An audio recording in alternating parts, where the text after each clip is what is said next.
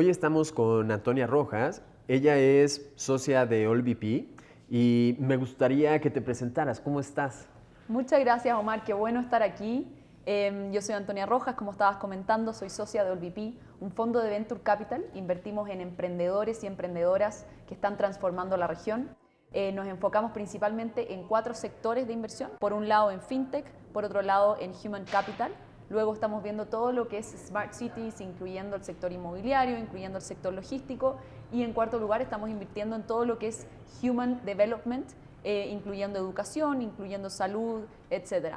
Dentro del espacio o el momento o el timing de inversión que nos gusta entrar es en la etapa de serie A de las compañías, que justamente cuando quieren escalar una solución que han testeado y han probado y tienen una cierta atracción inicial que nos ayuda a hacerla crecer exponencialmente. Entiendo que cuando alguien quiere ampliar su capital, necesita más dinero. ¿Nos podrías platicar un caso en donde nos podrías explicar estos conceptos? Una buena forma es, como dices tú, a través de un ejemplo. Entonces, por ejemplo, si es que, no sé, María y Pedro tienen una startup, justo están en un momento donde dicen, oye, necesito capital para poder seguir haciendo crecer mi startup, seguir haciendo crecer mi empresa. ¿Cómo lo hago? ¿Cuánto me diluyo? ¿Cómo funciona ese proceso? ¿Cierto? ¿Y qué significa esto de amplificar el capital de la sociedad? Entonces, asumamos que el capital que necesita es de $1 millón, por ejemplo, solamente para hacerlo simple para poder entender. Si es que tú estás buscando $1 millón, una dilución estándar dentro del mundo del emprendimiento, y acá es importante entender que hay tantos términos y tantas maneras de estructurarlo como empresas en el ecosistema, ¿cierto? Pero algo que es bueno para que tengan en mente es una dilución de un 20%, ¿cierto? Por ronda de capital. Entonces, ¿qué significaría eso? Significaría que ese $1 millón correspondería a una dilución de 20% sobre el capital total que tiene la empresa antes de esa inversión. Entonces, ¿cómo quedaría la situación después de la ronda de inversión? Quedaría una valorización total de la compañía de $5 millones, que implicaría ese 1 millón por sobre el 5, que te da un 20% de participación accionaria en la sociedad, y por otro lado 4 millones que corresponden a la participación que tiene el equipo fundador. Y si es que ahora lo vemos por el lado de las acciones de la compañía, imagínate, María y Pedro tenían 1.000 acciones cada uno, ¿cierto? En un total de 2.000 acciones, y hacen un aumento de capital de acciones de la compañía para que ese aumento corresponda a un 20% de las acciones totales que va a tener la compañía después de esa ronda de inversión. Por lo tanto, ¿cómo quedaría el cap table? Quedaría María con 1.000 acciones, Pedro con 1.000 acciones y el nuevo inversionista que está entrando con 500 acciones. En total, la compañía quedaría con 2.500 acciones, de las cuales el nuevo inversionista adquiriría ese 20% y el equipo fundador se diluiría en un 20%.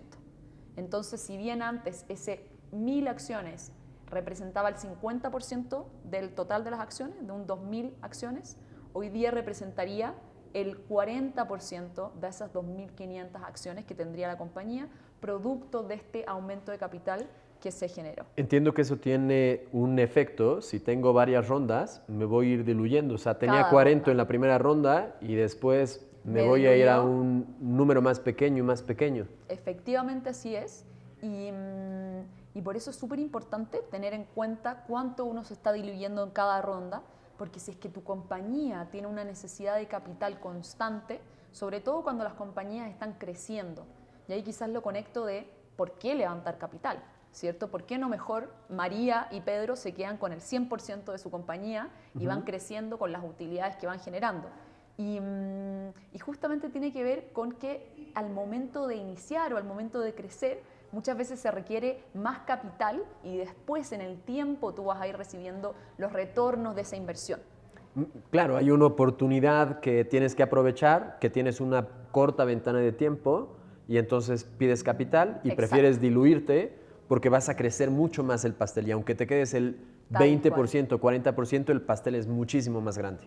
Esa es lo que debería primar detrás de la conversación, ¿cierto? ¿Cómo hacemos crecer esta torta? ¿Cómo en vez de buscar quedarse con la mayor parte de la torta, busco inversionistas o personas que se unan a tu empresa que también te entreguen valor, ¿cierto? Que te ayuden a aumentar esta parte de la torta. Y una manera de entregar ese valor, por supuesto, es la contribución monetaria, lo que te están dando en capital, pero después tiene que ver con todo lo que hacen en términos de contactos, business development, ayudarte en el sector donde están, en la industria, expertise, etc. Alguien nos había dicho que eso era smart money, ¿no? Que no solamente es el Exacto. dinero, sino es o los contactos o el know-how o algunas otras características que puede aportar a nuestro negocio. Tal cual, tal cual. Entonces, recapitulando, es súper importante el entender primero estas dinámicas, entender, ok, si yo estoy levantando 1 millón, ¿cuánto me voy a diluir? ¿Con qué porcentaje me voy a quedar? Pero después, cada persona o cada institución que sumen a su cap table son socios de ustedes por muchos años por venir, ¿cierto? Entonces, que no sea ese aporte de una vez, de solamente capital, sino que piensen realmente, ustedes se ven trabajando con esa persona en los próximos 5 años, ¿cierto? Les va a entregar ese valor y ahí decidan y digan, ok, elijo a este inversionista, elijo a este inversionista. María y Pedro quieren ampliar su capital. ¿Y cómo se traduce eso ya a nivel operativo en términos de qué tienen que hacer, imprimir las acciones, cómo se imprime? ¿Cuál es el proceso para poderlo ejecutar? Perfecto. Entonces, tomando ese ejemplo particularmente, primero tiene que tomarse la decisión, ¿cierto? Entonces decir, oye, queremos aumentar el capital, si es que antes estaba en 2.000 acciones, queremos aumentar a 2.500 en total, sumando 500. Entonces hay que hacer una junta de accionistas donde se aprueba ese aumento de capital, ¿cierto? Después hay que valorizar ese aumento de capital y eso supone la valorización final que estábamos hablando antes del post-money de $5 millones. Y eso, en ese proceso, obviamente involucra un proceso legal también, donde hay que poner la documentación apropiada, etcétera. Pero lo importante es el concepto de que el capital total de la sociedad ahora ya no va a ser de 2.000 acciones, sino que va a ser de 2.500 acciones y cada acción va a corresponder a un porcentaje de propiedad que ahora va a ser menor a el porcentaje de propiedad que correspondía antes, pero si es que la valorización de la compañía es a un precio mayor al que se hizo la última valorización de la compañía, entonces cada acción va a tener un porcentaje o un valor que le va a dar más valor al inversionista perdón, al equipo fundador, ¿cierto? Inicial. ¿Qué otros requisitos o cómo es el proceso ya entrando en el día a día cuando esto ocurre? Juntamos a los accionistas, decimos sí, vamos a invertir, estamos de acuerdo, entra alguien más a nuestra sociedad y ¿qué implica que alguien más entre? O sea, solamente lo pusimos en el libro de accionistas, se tiene que juntar en nuestras reuniones. ¿Cómo es operativamente el que alguien más entre y nos dé capital? Ese es un buen punto y entiendo que tocaron los diferentes instrumentos de inversión en otras conversaciones que han tenido. Entonces, específicamente cuando hay un aumento de capital que se ejecuta a través del libro accionista, etcétera, corresponde a un aumento de capital, o sea, un instrumento en equity, ¿cierto? También está a medida de deuda o de SAFE, que seguramente ya hablaron en profundidad. Entonces, tomando solamente la parte de equity, implica que ese nuevo accionista es socio de la compañía en conjunto con María y con Pedro y que por lo tanto hay un pacto de socios que va regulando esa relación. Entonces, ¿qué implica esto? Que muchas veces hay inversionistas que dicen, yo invierto en tu compañía María, yo invierto en tu compañía Pedro, siempre y cuando yo tenga ciertas preferencias debido a que son inversionistas minoritarios.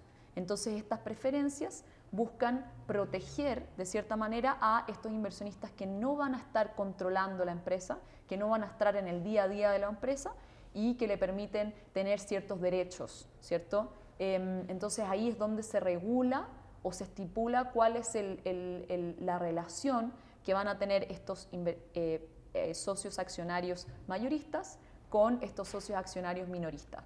Yo te diría que quizás lo más común es una cierta preferencia en términos de cuándo se pagan las acciones. Entonces, igual que un instrumento de deuda donde muchas veces la deuda tiene prioridad por sobre el equity, también ocurre que puede tener las acciones preferentes cierta prioridad al momento de liquidación de la empresa.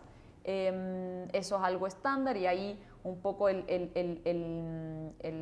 los términos se van regulando. Esa negociación es súper importante dentro del equipo fundador, ¿cierto? Eso, y después como ciertas derechos de información que justamente van protegiendo esta relación entre el equipo fundador y el equipo de inversionistas minoritarios que están entrando a la empresa. Cuando hacemos una ampliación de capital, ¿qué riesgos existen? O sea, ¿qué riesgos existen para ambas partes? O sea, el que está metiendo el capital y el que está recibiendo el capital.